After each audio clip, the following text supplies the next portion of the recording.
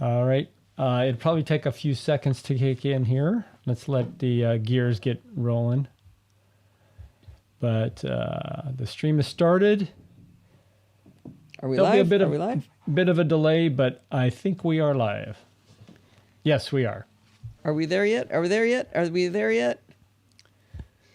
I forgot to get into Mimo Live on my iPad mini. There we are. Okay, good. Should have been doing this. So many things. Everything goes wrong every time.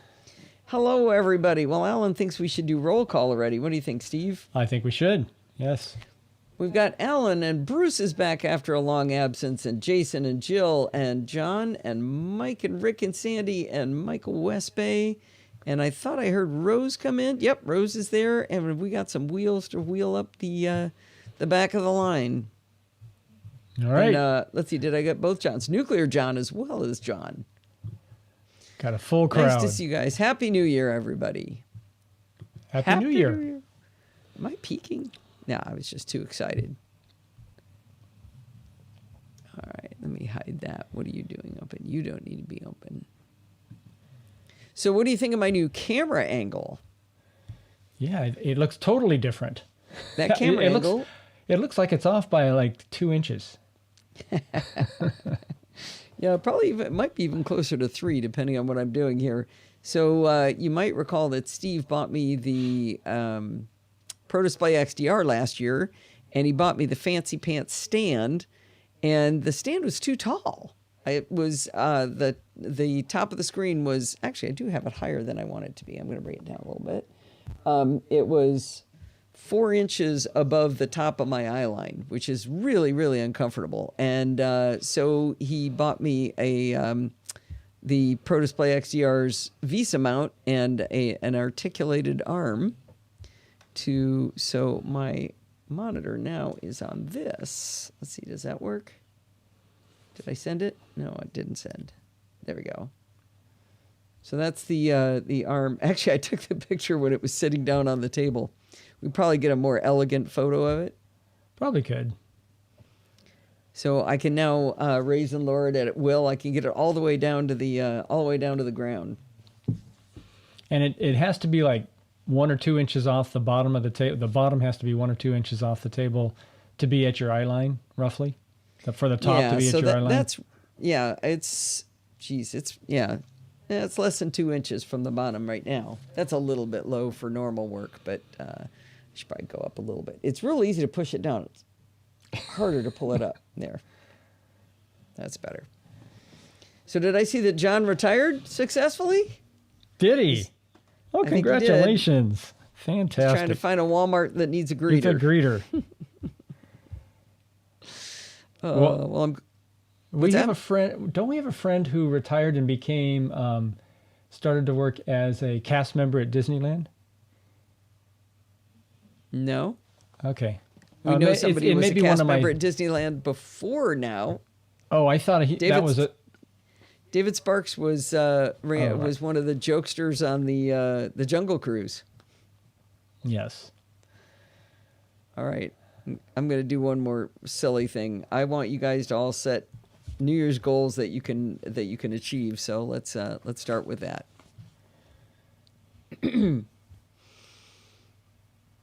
All right. Oh, when you look at the show notes, it'll say Chit Chat Across the Pond, but there is no Chit Chat Across the Pond. I'm going to jump right into Let's Talk Apple. Yeah. Okay.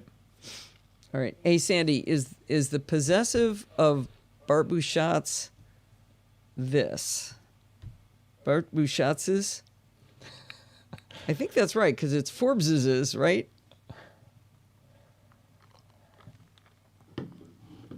I think I have my monitor too low. Actually, well, no, maybe I'll just bring this forward. There we go. Michael says drop the final S. Probably better wait a minute. Why is it Forbes's then? Everybody says I have to write Forbes's like that. I like John. How about BART apostrophe or apostrophe BART apostrophe S apostrophe? So seriously, Sandy, you're telling me it's a single apostrophe for Bouchat's? Oh, there, Lindsay said. Lindsay's here. Yes, there should be a second S. Welcome, we studied daughter. this at length. Wait, was she in the? Was she? Michael's in Japan. In the roll what is call? he? She was not in the roll call. I Well, missed welcome her. back. Welcome, Lizzie. You just snuck right Lindsay. in there. Oh, she's in Always the. after an S. So we looked it up when Forbes was born, and it appears to be that like Jesus doesn't get an extra S, and Socrates doesn't, but everybody else does. Isn't it well-known figures, well-known historical figures that Something get it? it seems to Or be is it- ones that rhyme with ease. Like Socrates, and there was somebody else that ended up that rhymed, had an ending like that. All right. Well, I'm going to get started here. Lindsay's got the My drinks. voice won't last forever. Thanks. What's thank that? Goodness. Lindsay's got the drinks. Thank goodness. Good job, Linz. All right, I'm going to mute Steve and start.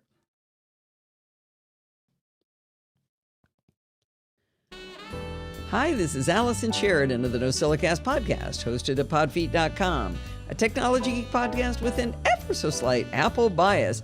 Today is Sunday, January 2nd, 2022, and this is show number 869.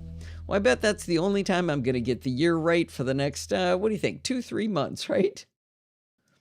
I look like I'm peaking. Let me see how that sounds. Let me turn the music down a little smidge, too. Let me just listen to that. Hi, this is Allison Sheridan, the Geek podcast with an ever so slight Apple bias. Looks like I'm peaking. No, I can see it. Look at, here. See it? Yeah, Right you there. do like you're hitting the top there. Yeah, let me, I was playing around with the, my mic Audio input. Yeah. Hello. Yeah, I'm definitely peaking. Hello. No. Yeah, you are. Hello. Yeah. No, wait. That's not changing it. What button do I want? Maybe this one. Hello. No. Hang on. Let me just see. Why if don't I you know what I'm use doing. sound source? Hello. Yeah. Well, I might. But I'm trying to figure out how my mic works. My preamp works. Maybe it's this one. How's that? Hello. Yeah, that definitely that's the one. that knocked it down. Is that too low? That might be a little low. Yeah, a little bit low. Hello. Hi, this is Allison Sheridan. Yeah, I think it's better. I might go up a little bit. Okay. Start that again. Much easier to fix it beforehand than afterwards. All right, let's try that again. Okay, I got to mute you in there and not there. There we go. Okay. Hi, this is Allison Sheridan of the NosillaCast podcast, hosted at podfeet.com, a technology podcast with an ever so slight Apple bias. I don't like it. Hi, this is Allison Sheridan of the NosillaCast podcast, hosted at podfeet.com, a technology geek podcast with an ever so slight Apple bias. Today is Sunday, January 2nd, 2022, and this is show number 869. Well, I'm pretty sure that's the first time I'm going to get that date right. Not the first time, the only time. How hard is it to do an intro? I think I'll save. Oh, Kevin isn't here, but he will be here, right? Let's see, did he confirm he was going to make it? Yeah, I think he'll probably get here around 5:30. All right. 5:30. Yeah. See, James's dog is hungry. But there are exceptions to that, apparently. YouTube says both are correct. Oh, stop. That's annoying. Okay. I think... Well, I bet that's the last time I'm going to get that date right for a while. Welcome to 2022. Okay, I just need to get past there.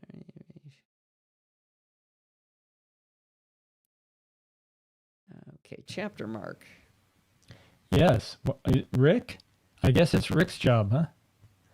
Yeah. Well, Kevin sent one, so he got us started. Okay. All right. Muting Steve.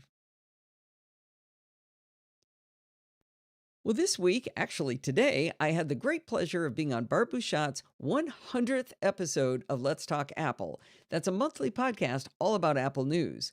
100 consecutive months of uninterrupted delivery of high-level Apple news is an extraordinary achievement, and I was really delighted to be part of it. I derailed Bart's show for a few minutes at the beginning so that I could ask him whether his original vision has been realized and whether the show has evolved and how. Bart humored me, but wanted to get on with the show eventually because if he didn't actually deliver the month's news, then he would technically break his 100 consecutive news show streak. You can find this wonderful 100th episode of Let's Talk Apple at lets-talk.ie, and of course, you can find it in your podcatcher of choice. Please join me in congratulating Bart on a very... It's like I'm out of shape. Please join me in congratulating Bart on a job well done. Now... Congratulations, Bart. Yeah. This is going to be almost all listener contributions, including our very own Frank Petrie. All right, listener views. Okay, so Frank is going to be on today, and I got to find William. What I don't remember is whether William introduces himself. I think he does. Let me just do a little bit of intro here.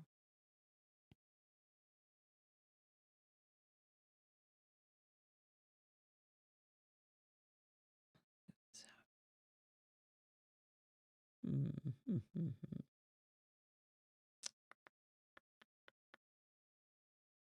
going to move this stuff out and yap a little bit here. More to say. Ooh.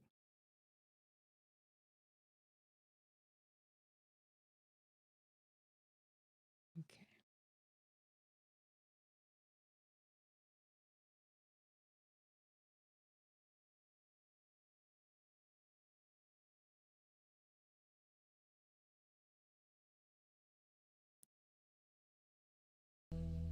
Well, this week we've got a great show. Thanks very much to a couple of listeners. How hard is this? Well, this week we've got a great show thanks to a couple of wonderful listeners. First up, we're going to hear from William Reveal, who has never sent in a contribution before, but he has just popped up out of nowhere, and he's fantastic. It's a little bit nerdy, but his delivery is just wonderful, and I think you'll get a kick out of it. We're also going to hear from the venerable Frank Petrie in an episode he calls Let's Get Small. I've also got an interview with my friend Ron Birch, and I might even sneak in 2 little bits of my own. So let's get started with William Reveal. Wait, no. Even sneak in 2 little bits of my own. Okay. And now... I'm going to bring this back into place. Speak in 2 little bits of my own. Well, Hold this on. week, actually today, what's wrong? Chapter mark? Yeah, I just went back and inserted something, and now I've moved the Let's Talk Apple Okay. thing, and then I'm going to go get William, and I just Kevin, don't remember. You I'm made going to it. need a chapter mark now. Well done. Let me see. Hi, Allison and fellow castaways. Longtime listener to the Podfeet family of podcasts, and even longer time developer. As is typical of me, I have been in... Okay.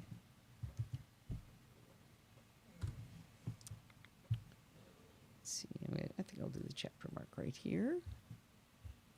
This one is definitely for the nerds. It's wonderful. Mike Price will love it. Let's see.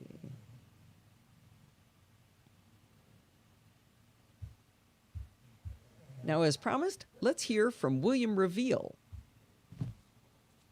That's not much of an introduction. From William Reveal. Hi, Allison and fellow castaways. Longtime listener to the Podfeet... Okay. Okay. I am saving, and I did do a chapter mark there. Good job.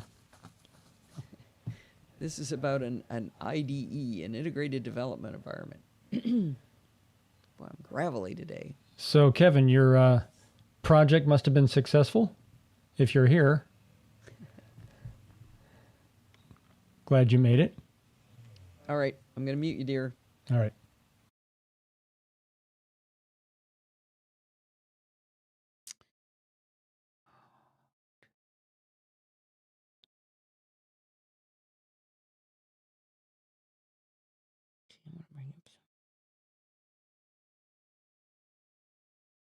Tool that I just can't give up. Well, thank you so much for that, William. I can't believe this is your first recording for us. That was fantastic. I really enjoyed that and learned a lot. I've got to go check that out. I did go to the JetBrains website, and they're so nerdy. I love it. The the annoying little pop-up that all the websites have now that say, "Hey, we use cookies." It was done all in a terminal style. It was just fantastic. It's command line. So that's definitely our kind of people. Thanks again, William, and it's been fun chatting it up with you now in our Slack community at podfeed.com/Slack. So if you want to hear more from William, check us out over there. All right. For once, I didn't screw one up. Okay, chapter mark. Talk, that would Steve. be in order. That would be good. All right. So this is way back. Oh, this one's for Lindsay. Yes. Credit This is the microwave credit to the story, daughter. Lindsay. Yes. This is so nerdy. I love this. Recently, our daughter Lindsay was visiting, and when she heated her coffee in the microwave, she put it in the center of the rotating plate.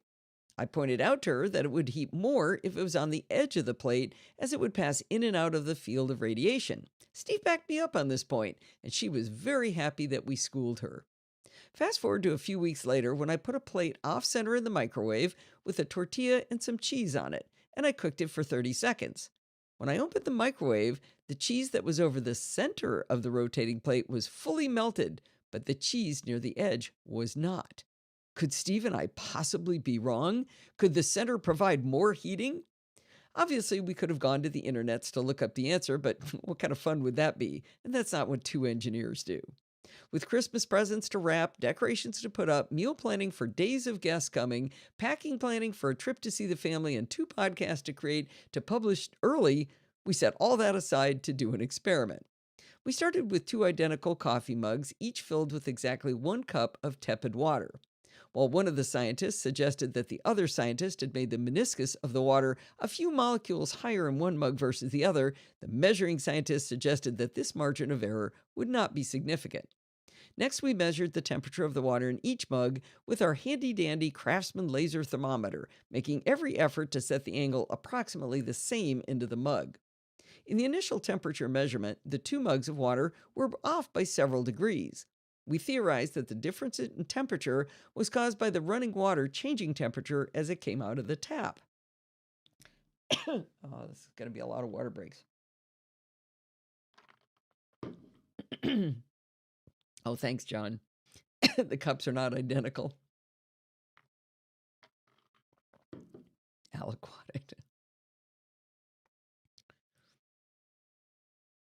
We decided to do a stability test and left the mugs on the granite counter for 1 hour and 10 minutes.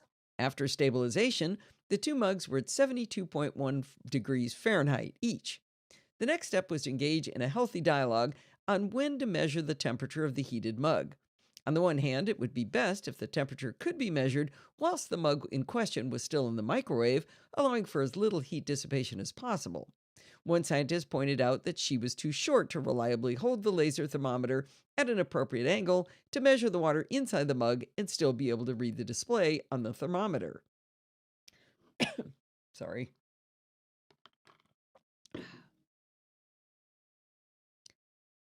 The second scientist, let's call him the assistant scientist really, pointed out his concerns that the granite would begin sucking heat out of the mug at a rapid rate and thus sully our results. In the end, it was decided that the heat dissipation would be similar for the 2 samples as long as the temperature was taken as rapidly as possible upon removal of the mugs from the microwave. We labeled the 2 mugs appropriately as edge and center. We placed 1 mug at the edge of the rotating plate, set it to cook on high for 1 minute, and then immediately measured its temperature. We repeated the experiment with the center mug. The final results?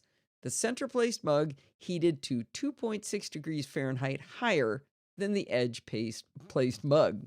Now, to give you the exact numbers, the edge mug was 134.7 degrees Fahrenheit. Center was 137.3 degrees Fahrenheit. So there you have it. The center heats faster in our microwave than the edge.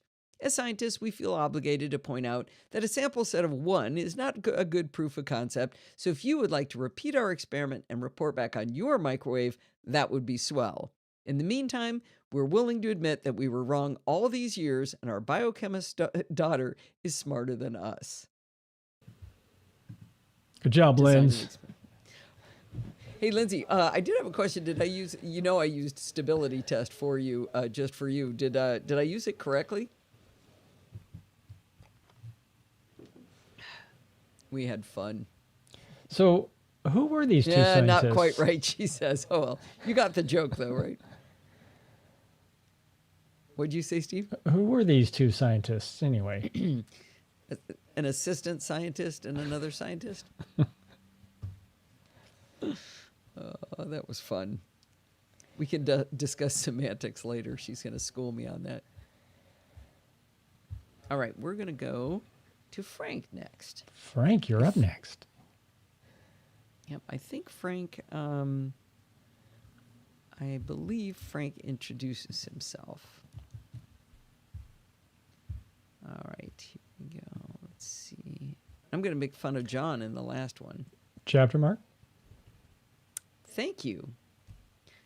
We've still got to figure out what that hum is on your recordings, Frank. See this noise down here? I can get rid of it pretty easily, but I'm still curious what it is. Let's see. Get that chapter marked in before I mess with it.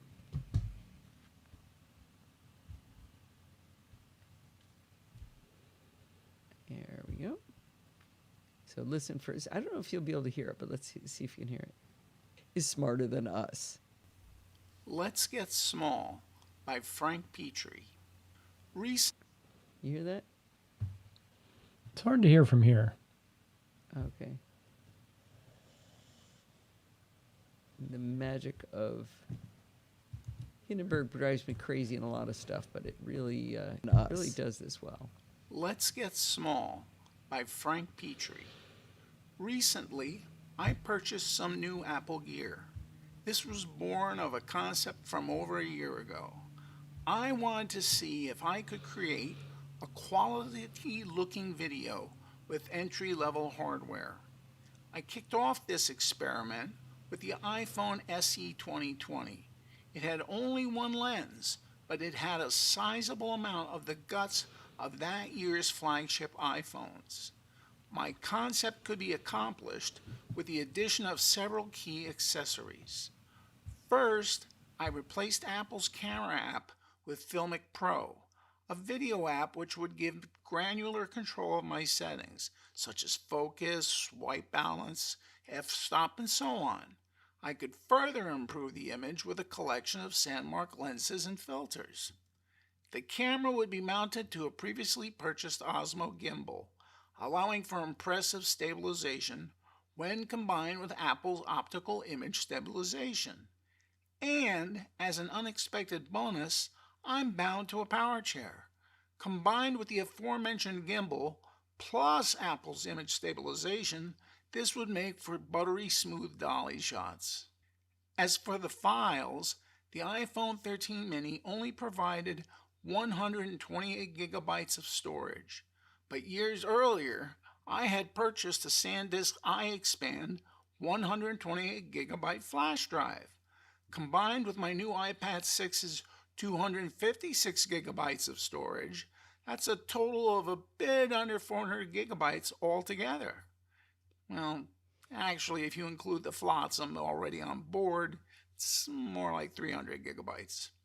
And as I had purchased the iPad mini with 256 gigabytes of storage, I could unload what I had shot and begin filming anew. And if I wanted a little more breathing room, I could always pick up a portable SSD for more storage, and I could repurpose that later in my desktop workflow. I found some embarrassingly inexpensive LED lights on Amazon that fulfilled my needs. When used with reflectors like inexpensive white foam core and other money-saving tricks I learned in college, I could create a usable lighting rig if I framed my shots properly. My second purchase was the aforementioned iPad Mini 6 with 256 gigabytes of storage.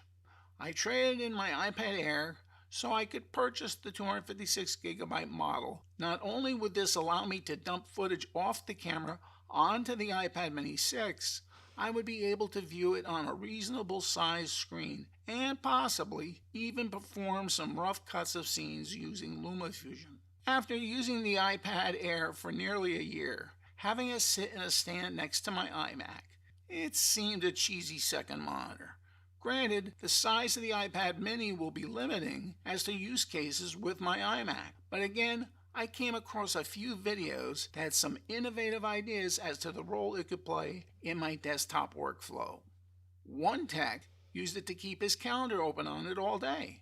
Now he wouldn't have to repeatedly launch the calendar app on his desktop. A simple quick glance and he would know his schedule. Another tech used it to park apps and files on it for whatever project he was currently working on. All he had to do was click on the needed app or file and drag it onto his desktop. No launching Spotlight, no launching Alfred. With the release of the iPhone 13 mini and Apple's advances in computational video, I reckon I can pull it off, and I'm anxious to see the third iteration of cinematic mode. So now you know my plans. But let's get to the thrust of this article. Within several weeks of purchasing my toys, I noticed that several well-known YouTubers, such as Noah Herman, Daily Tech, and a handful of others, were pronouncing that they were doing the same downsizing of their mobile devices for various other reasons. There were the usual motives such as consumption and reading. But I also watched various videos where they found that they could create solid content on these diminutive devices. One person went so far as to show you how to record an audio podcast, recommending what microphone and software would help you produce a quality sounding episode. I saw various musicians using it for creating musical content when the muse struck them as they were out and about.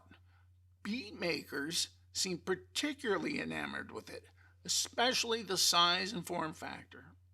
The most interesting concept I heard was it was great for taking notes in a face-to-face business meeting. The reason? It wasn't as intrusive, as it was approximately the same size as a paper notepad. If the person was taking notes on a larger iPad, the argument was it would create a psychological wall between them and their counterpart. Very compelling. Personally, I have watched movies and TV shows on it while using my AirPod Pros. When a film or show calls for a more intimate experience, then I turn off my 55-inch TV and I reach for the Mini. As an aside, the darndest thing is it got me to watch TikTok. I had tried watching TikTok before on my iPhone, but never felt engaged. But the iPad Mini turns out to be the perfect size to draw me in with its larger picture and better sound. In the end, I'm confident I can pull this off. Now to write a banger of a script. There we go. That was great. Let me make some snide. What's that? So, wait, why am I not hearing you? Talk again, Steve? Because I was muted, sorry. There we go. I still don't understand how anybody types on an iPad Mini. I can't stand typing on the on-screen keyboard, and I actually had Steve's mom bought me a third keyboard for the iPad Mini that was also garbage. I had bought a couple of real cheap ones before, and they were garbage. And she bought me a $60 one, and it was also garbage, and we're sending it back. So I don't know how people thumb type on an iPad Mini. So you must be holding it in landscape mode. In portrait mode to type. But I just Okay, portrait. Kevin, is that how you type too? And Frank, I'm just curious. I can't seem to. I don't know. No. Can't get the. I don't ever use it because I can't type on it. You both, huh? Okay. All right, I'm gonna mute Steve here. Confident I can pull this off. Now to write a banger of a script. Oh man, Frank, you're teasing us. I thought for sure there would be a link to this amazing video that you had created with your small devices now. Oh well, I guess we'll just have to wait for those banger scripts to get finished and then get to see your masterpieces. I sure hope you'll share when you've got them got something to show us. Use dictation in a meeting. Okay, Frank does portrait as well. Maybe that's the problem. But I'll have to think about that. I'll show you the only thing I use it for. Let's see. Let me make me full screen. See if this will show. This is what I use it for. I use it to watch Steve. You can see Steve wave at the camera. I'm waving. See him waving there? That's the only thing I use it for, is for the live show. So you can both monitor and control. Yeah. I can mute Steve. It's my mute Steve device. That's the main purpose. So I've tried split keyboard too, and I just find myself having to look back and forth to figure out where the keys are. So Rose typed on her iPad mini when you were away too. I just I use a keyboard on my iPad Pro, and that one works great, but I've just never gotten the hang of that. All right, it is time for... Oh, I should do a chapter mark here. Let me see. This is going to be fun. I get to make fun of John. Actually, I think I got to be nice because the people listening don't know how obnoxious he is. Wow. To me, you got to admit, right? Yeah. I should close my door. Is your door open too? Yes. I need to close my door. I can hear my mic coming through to yours. I'm too lazy, not going to do it. I'll stop yelling. All right, dumb question corner music. Where is it? Ruh-roh. I don't have my dumb question corner music. Ooh, this is going to be the first time on the new Mac that I would have needed it. Let's find it. We got to find... where is it? Show and find it. Hang on. Vamp for me, Steve. Entertain the audience. Wait a minute.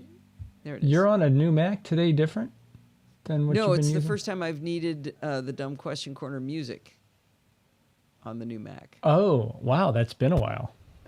Yeah. There we go.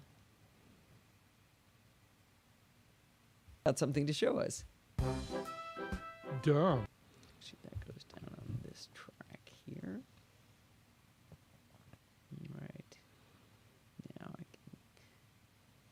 Oh, there it was. All right.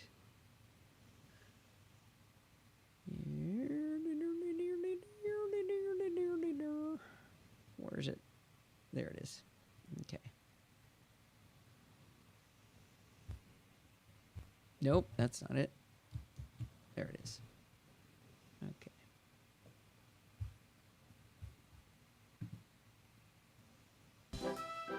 Dumb. Dumb. Dumb. Dumb Dumb question. question. How come I always have to? It's time for Dumb Question Corner. Well, John Ormsby, also known as NASA Nut in the live chat room and in our Slack at podfeed.com/Slack, sent in our dumb question for this week. I thought the answer to his question would be easy, but we ended up going back and forth at least a half dozen times until I figured out where the confusion was and we had a meeting of the minds. It occurred to me that there might be others with the same confusion, so I'd like to walk through our process of discovery. Here is his initial question. In a recent show, you and Bart discussed how some photographers had put together a dynamic set of desktops for Monterey, and Bart said that the link would be in the show notes. Could you please tell me which show note link... Shoot, sorry. Steve, you're not muted. Could you please? Okay. Could you please tell me which show note that link is in? I looked in that NosillaCast episode 862, but I could not find it. I've had this problem in the past as well when I wanted to track down something that is supposed to be in the show notes, but I could never find it. Your help would be appreciated. Well, I was initially confused by John's question because he seems to already have the answer. The show notes to which we referred are the ones from NosillaCast episode number 862.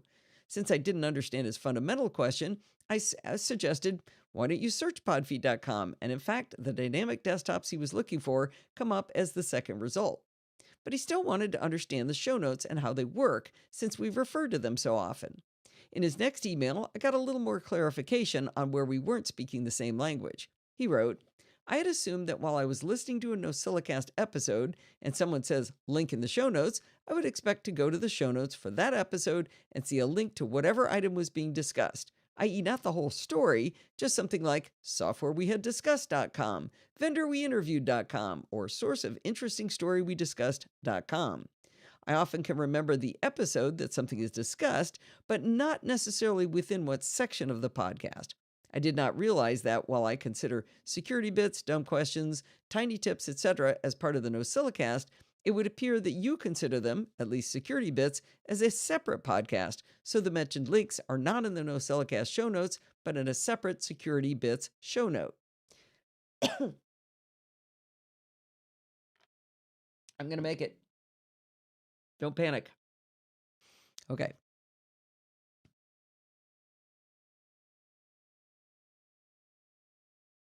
While it still took us several emails back and forth, this one description really highlights an expectation perhaps many of you have and a reality that is quite different. I think I have to go back down memory lane quite a ways to explain how the show notes got the way they are. In the earliest days of the NosillaCast, I wrote bullet points for podfeet.com as an outline of what I wanted to say on the show.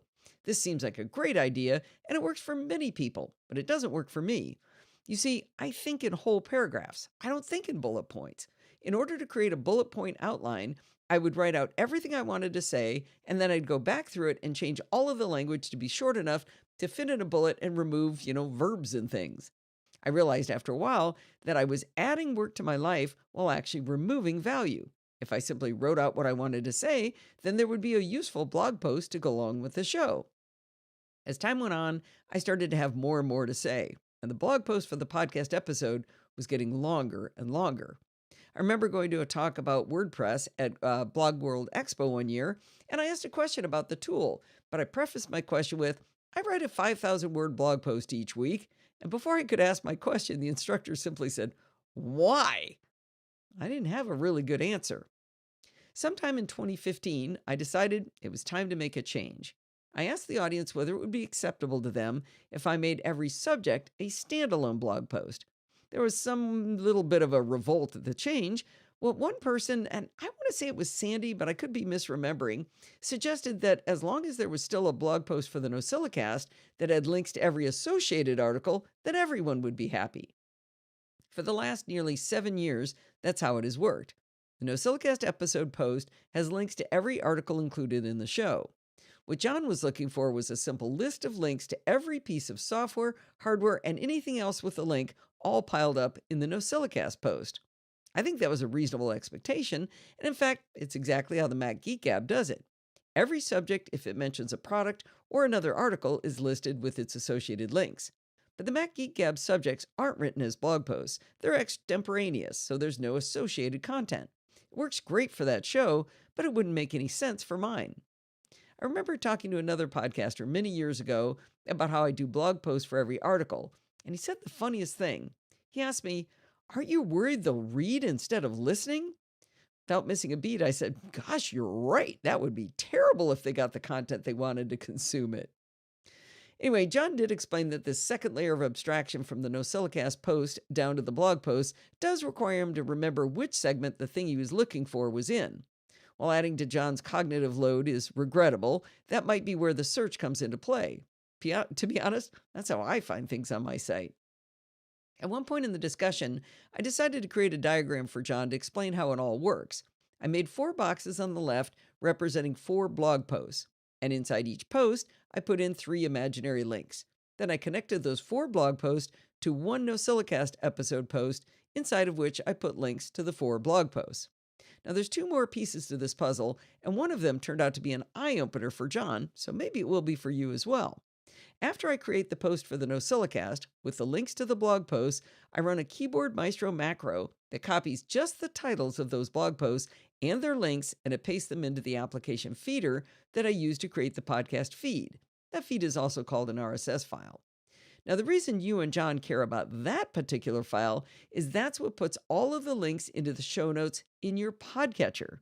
So if you're using Apple Podcasts or using Overcast or Downcast or Pocket Cast, there are show notes in your podcatcher.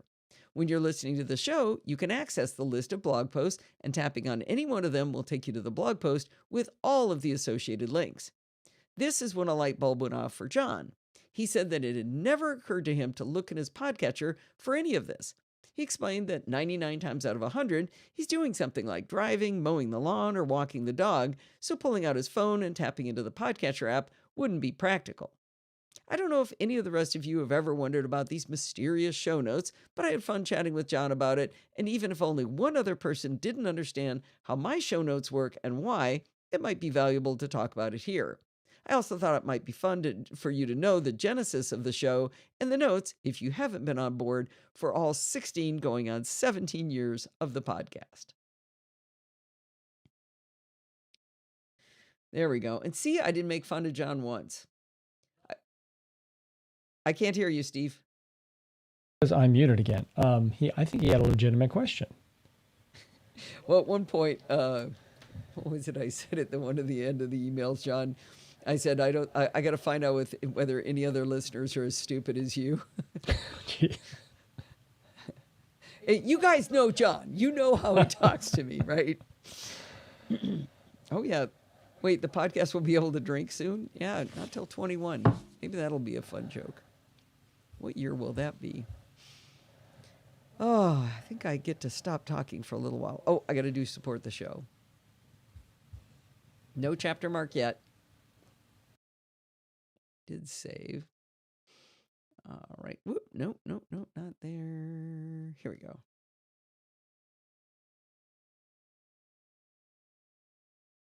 Our hero of the week is William Osterheld. This fine gentleman went to podfeed.com/Patreon and tailored his pledge to the exact amount per month that he felt was right for him and his family, and showed his appreciation for what he learns from us here at the Podfeed Podcast. I'd also like to thank April Mendez, John Tiftikian, Wayne Karaki, and Sian Rollins for their 3 years of support.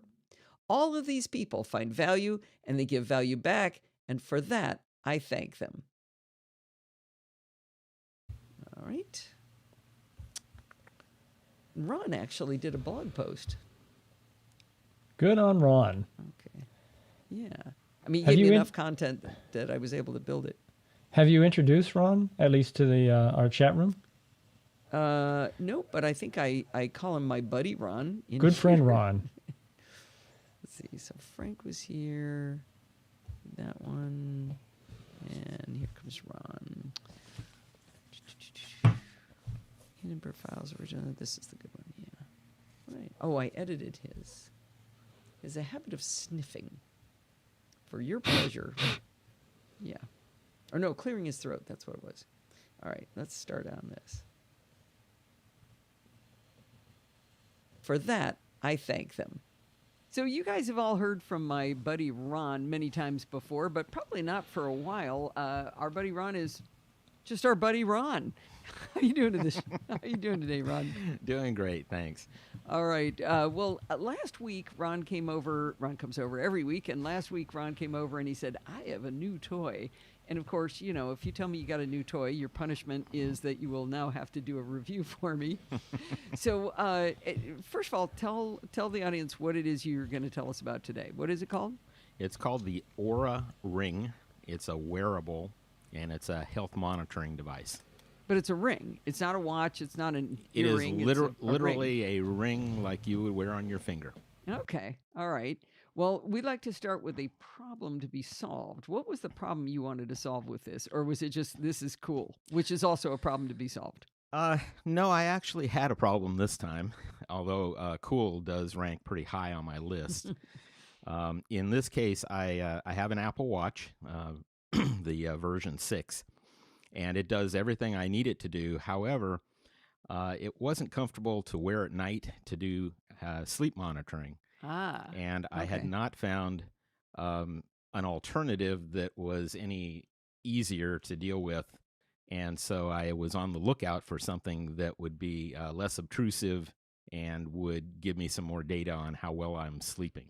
So I did a post a while back called "Sleep Tracking is Stupid," which most wonderful Jill from the Northwoods came back with a review called "Sleep Tracking is Not Stupid," which I loved. The thing I always wonder about sleep tracking is why. How is sleep tracking going to solve a problem for you? What are you hoping to do with it? Well, I've noticed that over time I probably have not felt as refreshed when I got up in the morning, and in some cases I've been waking up several times in the middle of the night. I felt restless sometimes when I woke up, and I was curious whether this was a pattern or whether it was actually affecting my sleep or whether I'm just imagining it. And I wanted just a little more data in order to maybe correlate to, am I eating later? Am I exercising more? Is there something I can do to change my behavior that will improve my sleep? So I guess what I learned from listening to Jill was that in order to change something, you have to be able to measure it. My concern is you still have to be able to measure the input, right? You got to figure out what is it you did on each day as a result of that. But like you made a really good statement there. You said looking for a pattern. So that was part of what Jill saw, was she said every day or every night at 2:13 a.m., I was waking up. Well, what the heck is going off at 2:13 a.m.? So she set her alarm for 2 a.m. and found out it was like the water softener or something was going off. It's like, well, I could change that time for that. So looking for patterns then can drag you back, or you can go back and try to find the root cause, right?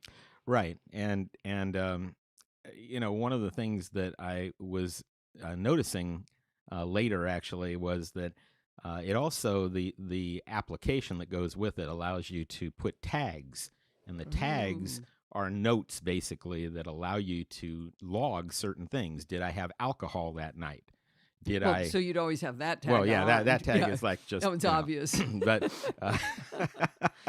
but if there are other things that happen, maybe that you remember that, and it helps you, continue to log the data, and then hopefully as you go back through it, every week or two, you might, again see a pattern, see something that stands out. Okay, cool. Well, let's get back to the ring. This is a beautiful ring. I mean, Ron walked in with it. I'm like, that is a gorgeous piece of jewelry. It really does look nice. Talk about the different styles that the Aura ring comes in.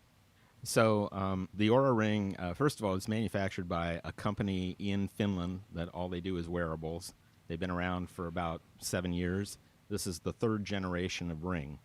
A friend of mine was actually the one who put me onto it. She had the second generation. Okay. The third generation is significantly different, and one of the biggest differences is now it is titanium. It used to be a composite, like a plastic. Oh. And so now so it's still light like a composite would be, but it's more durable and looks cooler. And one of the complaints, I guess, of the previous version was that it wasn't as durable. But this titanium ring, I don't think you're going to have a problem with that. It comes in 4 styles. So there's silver and black, which cost $299, or you can go for what they call stealth, which is a little like a darker silver, or gold, which I believe is actually gold plating, and so that would be $399. Both of those are $399. Now, stealth sure sounds like you, but you went for which one, silver or black? Okay. I'm kind of partial to silver, and it looks very nice. I'm not a jewelry wearer, I will say, but I have no problem wearing this ring. Yeah, so I put it on, and it was really comfortable. It looks a little bulky. I mean, it's more of a manly ring, I would say, but for a bigger hand. But it was really comfortable. Yeah, one of my biggest concerns, actually, like with a watch or something where you wear it a lot, and in this case, you'd like to wear it almost 24 hours a day, was the comfort angle. So the very first thing, well, first of all, when you order, they send you a kit ahead of time with plastic rings so that you can get the fit just right. Oh, that's a really good idea. And so I spent quite a bit of time. It's like going to the optometrist, better or worse, better or worse. But I finally found one, and it's supposed to fit either on your index finger, or they recommend your ring, or I'm sorry, your index finger or your middle finger. So not the ring finger. No. Why? Do you know? I You're never going to know why unless you listen to the episode. Oh, that's just mean. It is just mean. Oh, man. You had me hooked. All right. I just looked at the clock. It's 5:53. I need to Oh, keep boy. us moving here. Yeah, that study was really funny because they did say that they found that men could actually think about nothing. That is Oh. not possible for a woman to Oh, do. I do is- that all the time. I just can't even. Frank says brain. All right. Let's see. Did I get him to talk? I want to see if I got him to talk about his book. not Aura like your Aura, auraring.com, all Aura. one word. Okay. And I'll make sure we have a link in the show notes. John Nassanut, the link in the show notes will be a link to a blog post, just so you know. And I will add that their website is actually very well done, and ordering was a breeze. So All right. Very cool. Thanks so much for coming on the show, Ron. thanks, Allison. I forgot I did that. That worked out perfectly because Yes, because John was just... that interview was, I actually did that a long time ago, and I wrote that dumb question corner thing a long time ago, like 3 weeks ago. They just happened to have lined up. That was kismet. That makes me laugh. All right, let me finish this off here. All right, very cool. Thanks so much for coming on the show, Ron. Thanks, Allison. Well, that's going to wind us up for this week. Did you know that you can email me directly at allison@podfeet.com, and I'll actually write back to almost everybody. And you can do that anytime you like. I would enjoy hearing from you. If you have a question or a suggestion, just send it on over. Now, I'm not on Facebook anymore, so if you want to follow me online in general, Twitter's a good place, @podfeet. But better yet, why don't you join our Slack community? I've mentioned it a couple of times. It's at podfeet.com/Slack. It's wide open. You can talk to me and all of the other lovely NosillaCastaways. People have been flocking in there lately. It's been so much fun. It's chatty, but not too chatty. It's just kind of at that sweet, kind of medium-size pace there. And you also get to chat with Bart in there if you can catch his attention, sometimes in the Programming by Stealth channel. Anyway, remember, everything good starts with podfeet.com. You can support the show at podfeet.com/Patreon, or you can do a one-time donation at podfeet.com/PayPal. And if you want to join in the fun of the live show, head on over to podfeet.com/live on Sunday nights at 5 p.m. Pacific time and join the friendly and enthusiastic NosillaCastaways. Thanks for listening, and stay subscribed. Can we ask for money? Sure. You can ask. Did they kick Allison off of Facebook for being so misogynistic? See? Well, I guess I was making fun of men. Actually, no, I'm jealous. I would love to be able to think about nothing just for like 5 minutes a day. Please subscribe. Oh, it's time for the chapter mark counter. I believe I have 6. Let me check Yes. that. You 1, got 2, 3, 4, 5, 6. 6 it is. All righty. Save and export. And we got 3 minutes to spare. How's that sound? Nice. Well done. Good way to open the year. 2-2-22. No, 1-2-22. I think she may have missed one. Missed How one? many do you count? Anybody else count more? Who thinks you may have missed one? Kevin says that. Every 5 minutes. All right, well, we'll do a double check before I publish the Chit show. Chat didn't have one. Maybe he's thinking of that. Yeah, definitely was no chit chat. But Let's Talk Apple, I had a link. Yep. All right, well, I'm going to say goodbye to everybody. Goodbye, everybody. Hang up on us, Steve. All right. Bye, Lindsay. Bye, Linz. Oh, bye, Rose.